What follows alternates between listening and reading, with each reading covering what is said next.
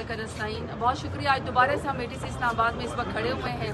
हमारी 5, 6, 7, 10 एक मैं तो हमेशा यही कहती हूँ कि थोक के हिसाब से हमारे ऊपर FIR डाल देते हैं ATC की कोर्ट्स की, जिधर हम होते भी नहीं हैं, या अल्लाह मतलब एक अजीब सी बात है कि पॉलिटिकल वर्कर्स को सियासी दहशतगर्द बनाया हुआ है। तो आज जज साहब से हमने फिर जो है वो ज़मानत ली है, शामिल तफ्तीश होने के लिए हम जा रहे हैं। मैं सिर्फ ये कहना चाहती हूँ कि देखिए 26 नवंबर को हमारे जो लोग हैं जो कि एक आइन और कानून की बालादस्ती के लिए और अपने लीडर इमरान खान के लिए तमाम लोगों के लिए वो गए थे और वो पीसफुल प्रोटेस्टर थे।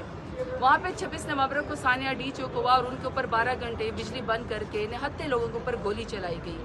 तो शहदा भी हमारी पाकिस्तान तहरीक इंसाफ में हैं, मिसिंग पर्सन भी हमारे हैं, लोग भी हमारे ज़ख्मी हुए हैं।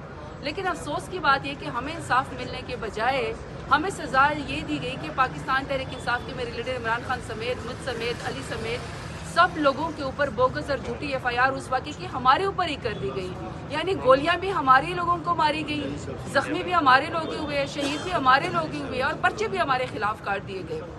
लेकिन देखें, ये बड़ा जुल्म और फस्तायत का दौर है, कभी किसी पॉलिटिकल पार्टी के साथ इस तरह नहीं हुआ। लेकिन हम डट के खड़े, अपने लीडर इमरान खान के साथ खड़े। मैं आपको ये भी बता दूं कि इन पर्चों में जो हमारे साथ वकलाए उनके भी नाम हैं। इन्होंने काले कोट को भी नहीं बख्शा, किसी को भी जो है ये नहीं बख्शे। और 17 सीटों वाली जो जमात है PMLN, उसकी कुर्सी को तूल देने के लिए वो गोली मारने से भी जो है वो गुरेज नहीं कर रहे। लेकिन हमने अपने लीडर इमरान खान का साथ नहीं छोड़ना, और हम कभी, आपको मैं बता दूं, हम कभी सोच भी नहीं सकते हैं कि हम आइन को और कानून को अपने हाथ में लें। हम तो कभी इसकी पामाली का भी नहीं सोच सकते, बल्कि उल्टा हमारे खिलाफ ही जो है वो तमाम फंडामेंटल राइट्स को सस्पेंड किया जाता है।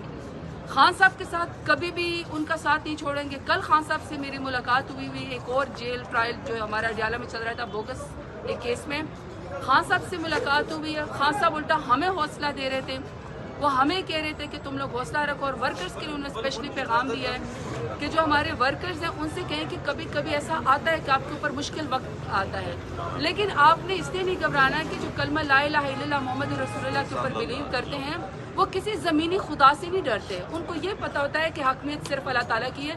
तो ये मुश्किल वक्त गुजर जाएगा और इंशाल्लाह आपको तारीख याद रखेगी कि आप हक के साथ और सच के साथ खड़े हुए हैं। मेरे लीडर ने ये भी आप सबके लिए पैगाम दिया है कि आपने अपने शहदा के जिक्र को कभी भी नहीं छोड़ना।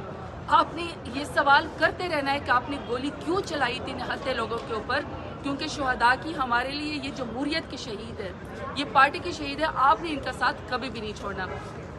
बाकी हम कोर्ट की आइन की पासदारी करते हैं, सुबह सुबह 6:30 बजे रवाना होते हैं और यहाँ पे हम आते हैं, कोर्ट में सरेंडर करते हैं। हमें यकीन है कि देर से सही कभी न कभी ज़रूर हमें इंसाफ मिलेगा और मेरा लीडर जो इमरान खान है वो इंशाल्लाह वोट की ताकत से दोबारा वज़ीर आज़म बनेगा, बाहर भी आएगा और अब उनको बाहर आ भी जाना चाहिए, बेगुनाह है। बाकी मैं अली बुखारी को मैंने पहले भी बताया कि हमारे वो असल में हकीकी एमएनए हैं, जीत चुके हैं, लेकिन उनको ज़बरदस्ती हराया गया था और उनको भी इस केस के अंदर डाल दिया और बाय प्रोफेशन बहुत अच्छे वकील में। बाकी बात वो आपसे